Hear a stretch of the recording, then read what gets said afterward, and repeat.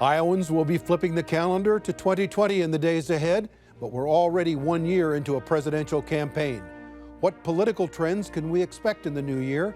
We sit down with a pair of Iowa political scientists on this edition of Iowa Press.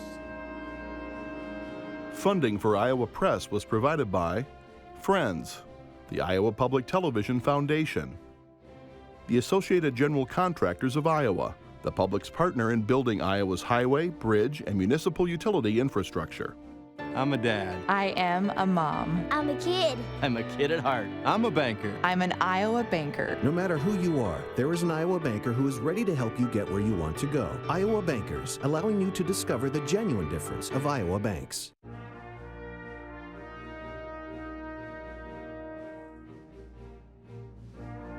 For decades, Iowa Press has brought you politicians and newsmakers from across Iowa and beyond, celebrating nearly 50 years of broadcast excellence on statewide Iowa Public Television.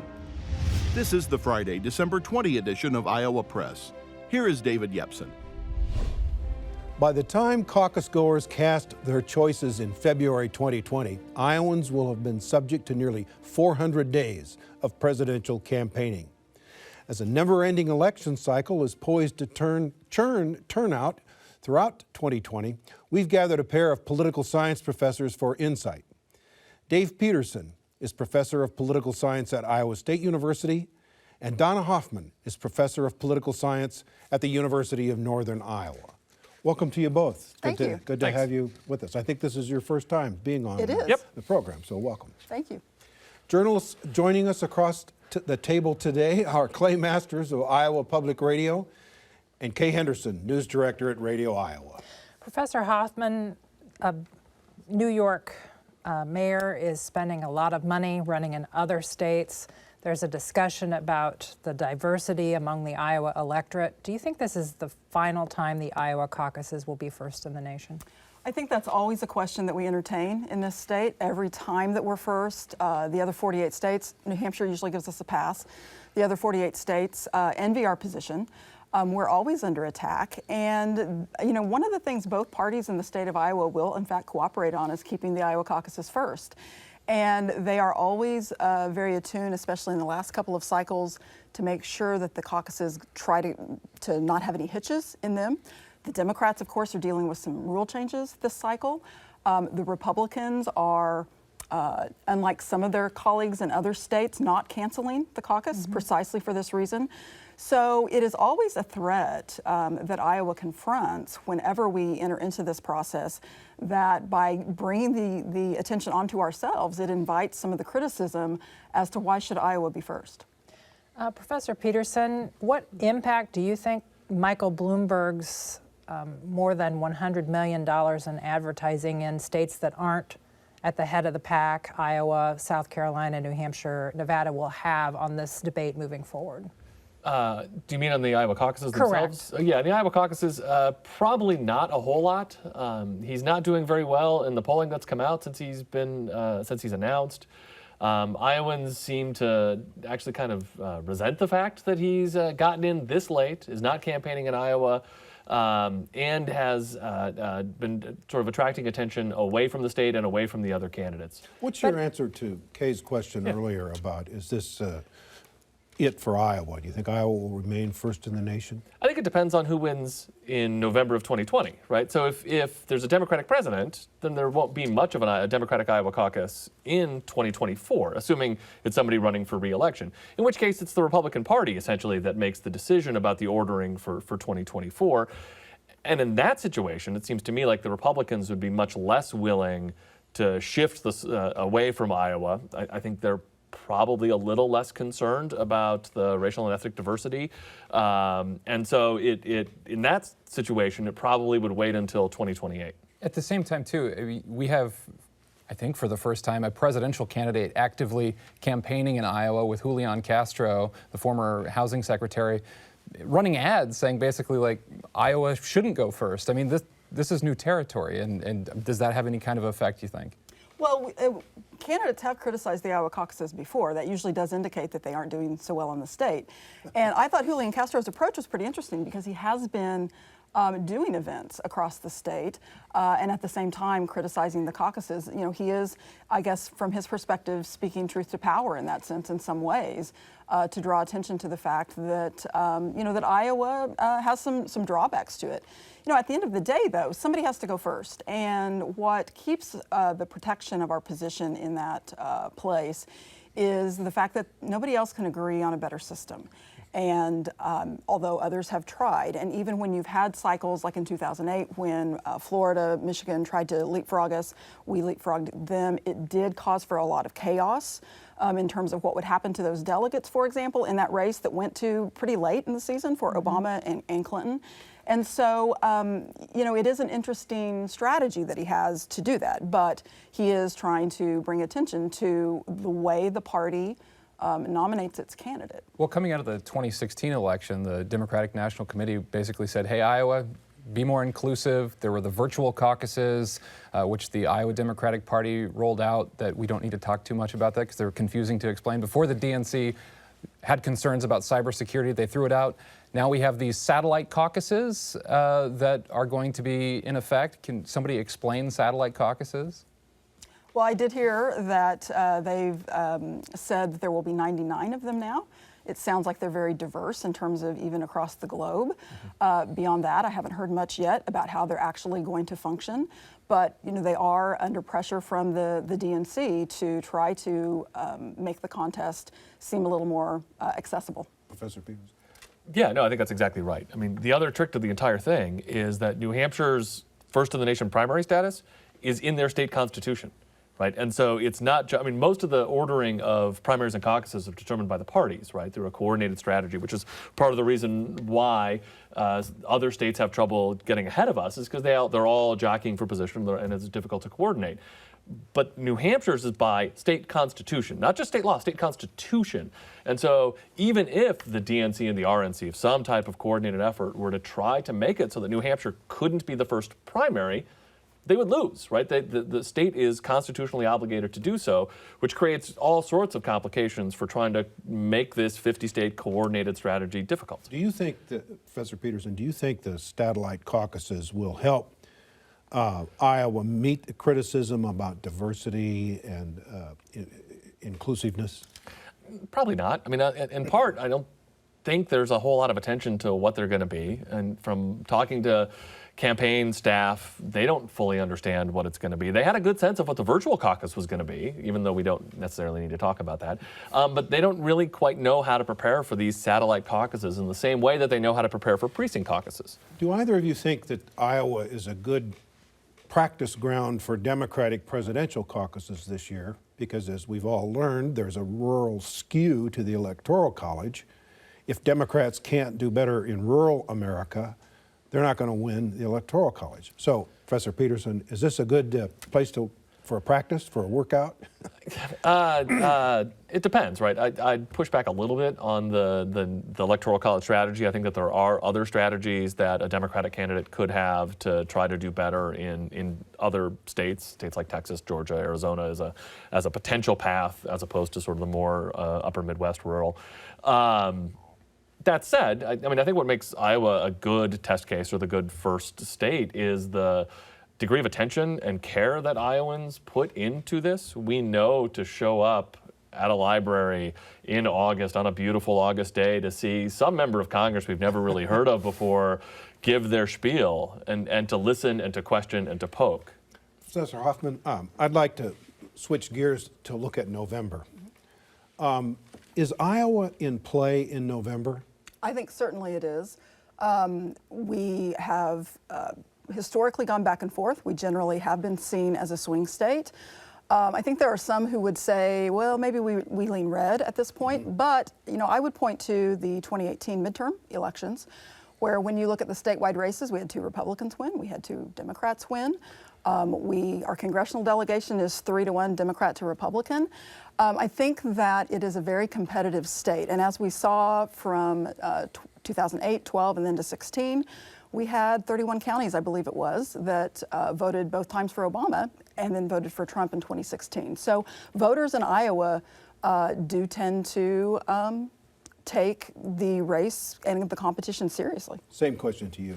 No, I think absolutely. I mean, one of the things that we know is that there have been in 2018, there were some real losses for Republicans, particularly in areas that were hit hard by the trade sanctions, by the inability to export, particularly soybeans, right? So I've got a couple of colleagues who've done some really cool work looking at how the losses in soybean exports were directly connected to the gains that the Democrats made in Iowa in 2018. I mean, if trade picks up, maybe that'll be better for Trump. But if it doesn't, I think that that's an issue that the Democratic candidates can hit and will hit on.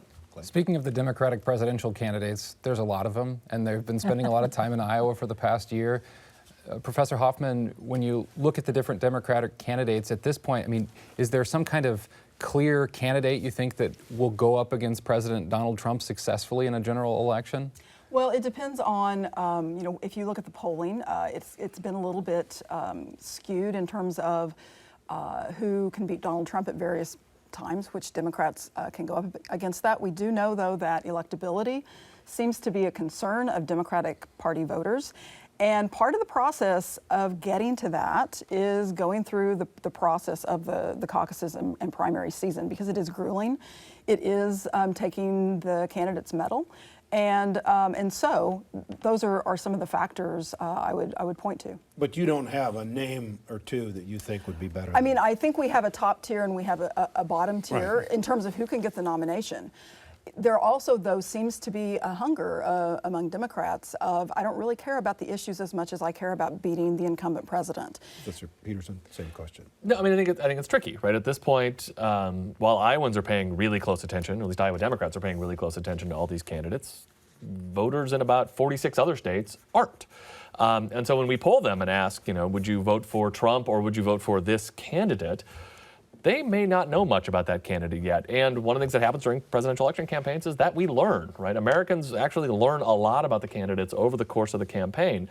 And so the polling today, that's a snapshot, a lot of that's just driven by name recognition. And so if a candidate like Pete Buttigieg, who a lot of Americans don't know yet, is the nominee, the polling today is not going to be very helpful to predict what's going to happen. Okay. What happens if there is not a clear winner of the primaries and caucuses and it goes to a contested convention?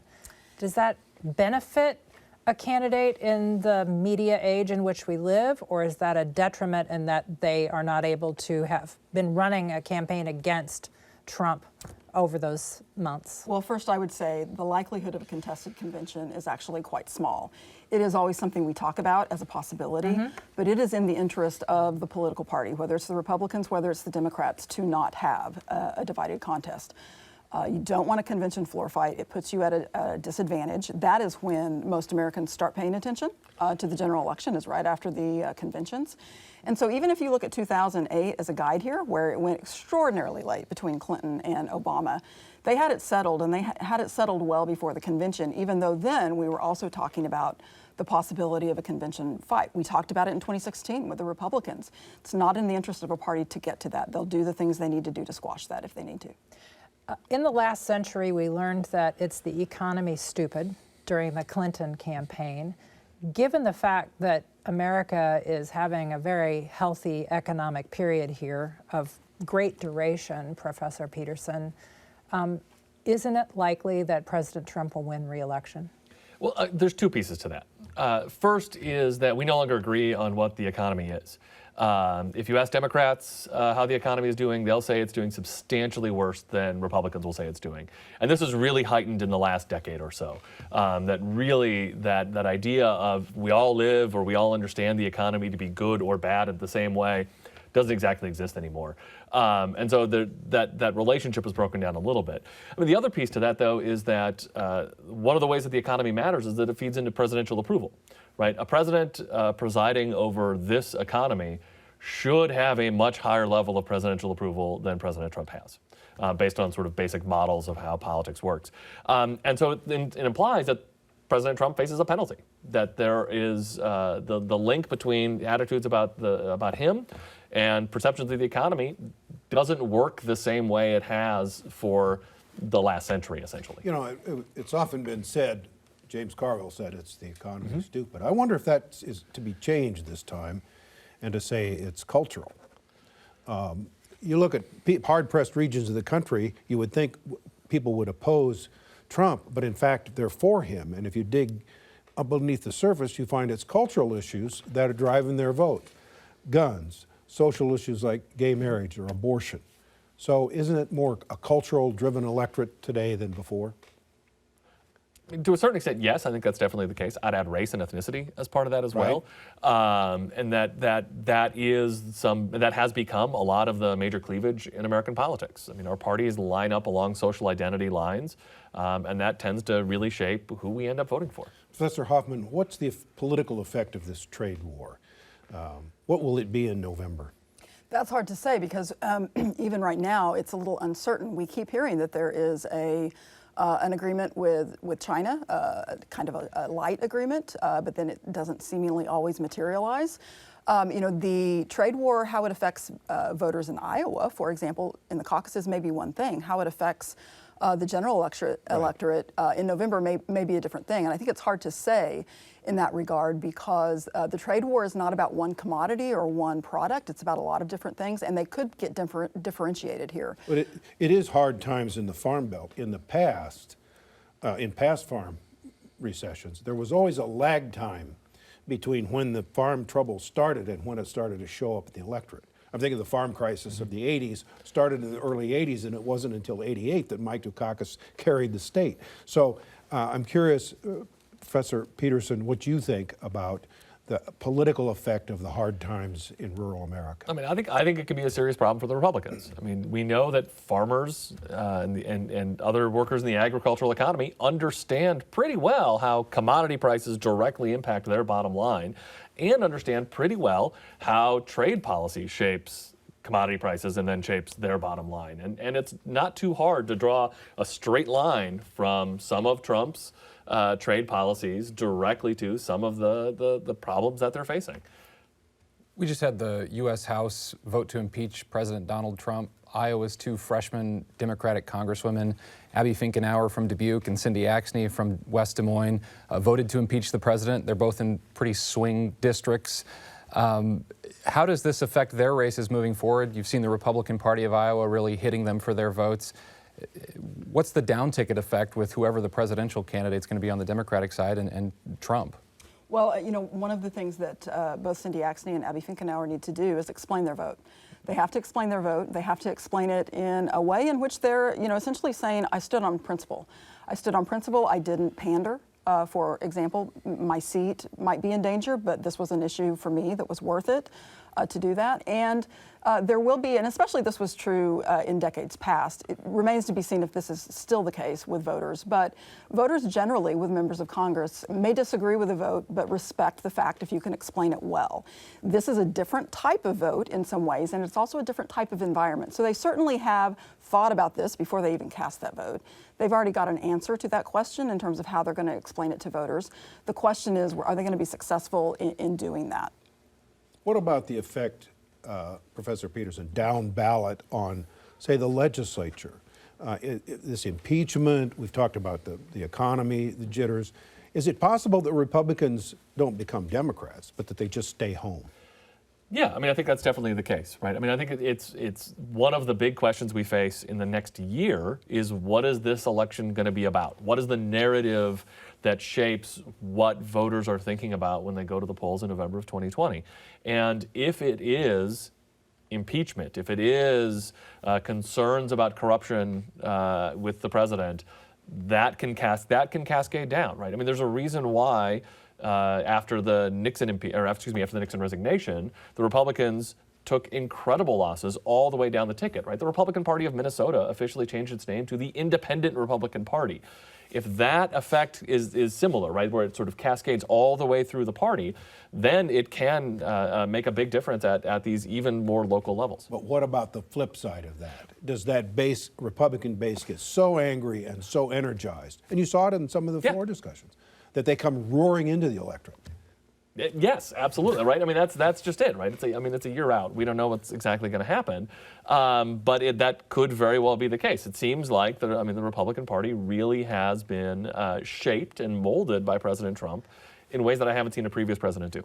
Professor Hoffman, I've heard some pollsters recently refer to something they call the exhausted majority. Where do those people go? That's a good question. So do they, again, do they stay home? There will be people who might have been Trump voters that aren't excited by Trump any longer. There are just so many unknowns there in terms of what will happen. Do people just drop out of the race? One of the things I would look to would be 2018 again in the midterms. We saw a very high turnout, almost near record turnout there. The Republicans were energized. The Democrats were energized. The Democrats happen to be a little bit more energized than the Republicans. So I think the question is, in terms of 2020 and the turnout, is how far that burning indignation that some Republicans feel will last in that sense. And also, it is still a long time before that election takes place, and a lot of things can happen. What is your analysis of Joni Ernst's prospects for re-election in 2020? So we used to, Tip O'Neill used to say all politics is local, right? That really has kind of changed. And these elections have become nationalized. And my prediction for Joni Ernst would be is if Trump wins the state, she probably gets reelected. If the Democrat wins, she probably goes down. Do you agree? You're Yeah, nodding. absolutely. No, I think this is going to be a tightly contested race. I think the Democrats are going to spend a lot of time and attention on this Senate seat nationally, and I think whoever ends up being the Democratic nominee is going to be well situated to run a competitive campaign. But ultimately, I agree, right? I think it's going to be a nationalized race, and it's going to be tied closely to the presidential election. Is that, take Kay's question out, down ballot even farther, does this start to affect legislative races, for local races? Yeah, probably. I mean, it depends on what the mechanism is. Is it right? Is it that Republicans are staying home? In which case it absolutely will, right? Because that'll just be a down ballot effect, sort of an unintended consequence. Is it people become polarized and everybody's turning out and everybody's hyper-polarized, in which case everything's going to be competitive. I'm struck by the fact that about this time last year, the world was going to come to an end because there was a federal government shutdown.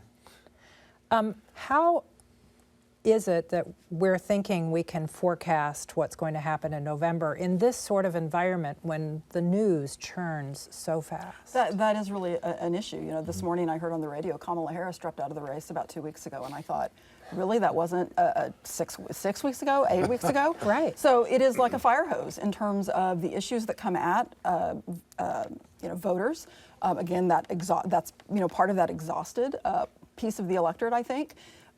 It is difficult to tell. Now, that's why political scientists will talk about the fundamentals of elections, and we do, rely on things like the economy, rely on things such as presidential approval to help us forecasting. But there's always an element of chance of error in those forecasts. Clay? Democratic presidential candidates, when they're here, I go to these rallies, and one of the things that they're often talking about is the Electoral College, and they say that the Electoral College should go away, and the crowd cheers. They're actively campaigning on this. Could we see another time where President Trump is elected by winning the electoral vote and not the popular vote? Is this going to happen again? And then is there this appetite manifesting into something? I mean, it could happen again. I mean, it obviously could happen again, right? I mean, yeah. I think it's likely that the Democratic candidate will run up their votes in New York and California, and that the Republicans won't be able to do, or Trump won't be able to do quite the same in Texas, for instance, the big Republican state. And as long as the popular vote loser, Electoral College winner is always a Republican, which is what it's been the last couple times, then Democrats are going to love that. The one time it switches the other way, then we might see some bipartisan attempts or efforts or taste to get it changed. The problem, though, with the Electoral College is that states, at least small states, would have to be pretty selfless in getting rid of it, Iowa being one of those, because the ratification process of a constitutional amendment that would get rid of the Electoral College would have to go to the states. And there's enough small states that are slightly advantaged by the Electoral College that could probably block it. Not likely this is ever going to change, is it? Unlikely. I tell students all the time, you can hate the Electoral College all you want, but you better get used to it. Yeah. We haven't much more than a minute left. You're both political scientists. Tell us one piece of data you want to see from the caucus electorate. Professor Hoffman? Well, we're going to get different data in the Democratic caucus this time because the Democratic Party has historically only reported state delegate equivalents. And that is sometimes confusing to explain to people, both in and outside of the state, what that actually means. So we will see hard numbers, raw numbers on the first alignment as well as the second alignment from the Democrats, as well as the state delegate equivalent. And how those numbers compare and contrast, I think is going to be something that will be very interesting to watch. So I'm looking forward to that kind of data. I mean, I would agree. That's the same. That was going to be my answer as well, right? That seeing which of the candidates, right? So basically, there's 4 candidates, about 15%. 4 candidates look like they're going to get delegates. Is there a 5th one who can get close even? That would help figure out what's going to happen next. And I'm out of time. Thank you both for being with us. Thank you. You're welcome. You're welcome. And we'll be back next week for another edition of Iowa Press with an all-Iowa Reporters Roundtable at our regular times, Friday night at 7:30 and again at noon on Sunday. For all of us here at Iowa Public Television, I'm David Yepsen, and thanks for joining us today.